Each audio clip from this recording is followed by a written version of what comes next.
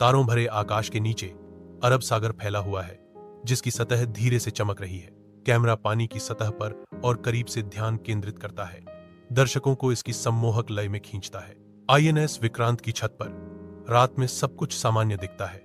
अरब सागर की गहराइयों से एक गहरा साया उभरता है। अशुभ आकृति रात को चीरती हुई सीधे आईएनएस विक्रांत की ओर बढ़ रही है। जैसे ही चांद की रोशनी पानी पर चमकी, एक तेज सीटी की आवाज आई और फिर हवा में एक हलचल, एक आवाज गूंजी, code black. Repeat, code black. इस विक्रांत की साइलेंस को एक नए खतरे ने तोड़ दिया था। रियल स्टोरी अभी शुरू हुआ।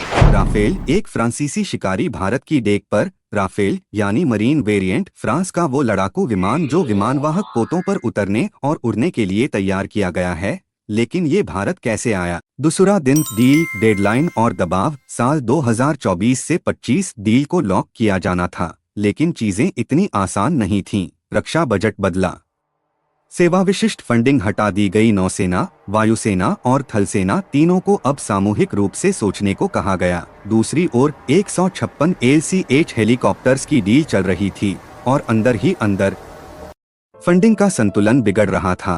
एक मीटिंग में एक उच्च अधिकारी ने कहा, अगर समुद्र पर आधिपत्य चाहिए तो राफेल जरूरी है, लेकिन उसके लिए हमें बाकी सौदों। और तब शुरू हुआ एक तेज लेकिन सटीक प्रशासनिक ऑपरेशन, प्रोजेक्ट विक्रम। इंस विक्रांत, भारत का समुद्री सिंहासन। इंस विक्रांत सिर्फ एक विमानवाहक पोत नहीं, यह एक चलती फिरती एयरबेस है। 260 मीटर लंबा, हजारों टन वजनी, और उस पर तैनात होंगे राफेल। एक अद्भुत कॉम्बिनेशन, 3 अरेस्टर वायर्स जिनसे लड़ाकू विमान कुछ सेकंड्स में रुक जाता है। स्की जंप टेक ऑफ, जो राफेल को हवा में फेंक देता है जैसे समुद्र से उठा कोई राक्षस।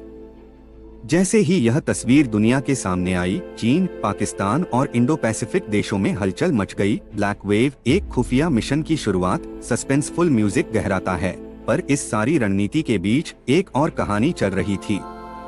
छुपी हुई एक खुफिया इनपुट मिला। ब्लैक वेव नाम से एक दुश्मन ऑपरेशन सक्रिय है। इसका मकसद था इंस विक्रांत की क्षमताओं को कमजोर करना या तकनीकी डेटा को हैक करना। रॉ और नौसेना के एक संयुक्त ऑपरेशन में एक संदिग्ध कंटेनर को मुंबई पोर्ट पर पकड़ा गया। उसमें थे एक फ्रांसीसी कंपोनेंट के डमी चिप्स जो इंस विक्रांत के नेटवर्क में घुसपैठ की कोशिश कर रहे थे। लेकिन किसने भेजा, कब और क्यों? जवाब अब भी अधूरा है। राफेल की उड़ान शक्ति का प्रदर्शन कैमरा स्लो मोशन में दिखाता है। टरबाइन घूम रही है, फाइटर टेक ऑफ कर रहा है।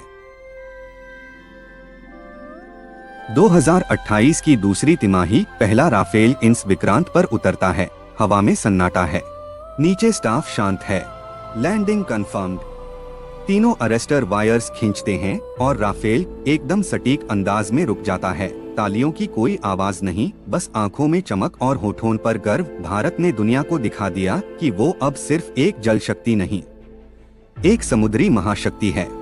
सागर से शांति, शांति से शक्ति। राफेल की तैनाती सिर्फ एक सैन्य फैसला नहीं है, यह एक रणनीतिक संदेश है उन देशों के लिए जो हिंद महासागर को अपनी जागीर समझते हैं। अब भारतीय नौसेना सिर्फ अपनी सीमाओं की रक्षा नहीं करेगी, बल्कि इंडो पैसिफिक में शांति और संतुलन का प्रहरी बनेगी। और इंस विक्रांत अपने नए साथी राफेल के साथ हर तूफान। अंतिम शब्द, दर्शकों से जुड़ाव, धीमी रहस्यमयी धुन। आपने आज जो देखा वो सिर्फ एक विमान की कहानी नहीं, बल्कि एक राष्ट्र की उड़ान है, उसके सपनों की, उसकी ताकत की। तो बताइए, क्या आप भी राफेल को इंस विक्रांत पर गरजते देखना चाहते हैं? कमेंट में अपनी राय जरूर लिखें। वीडियो पसंद आया हो तो लाइक करें।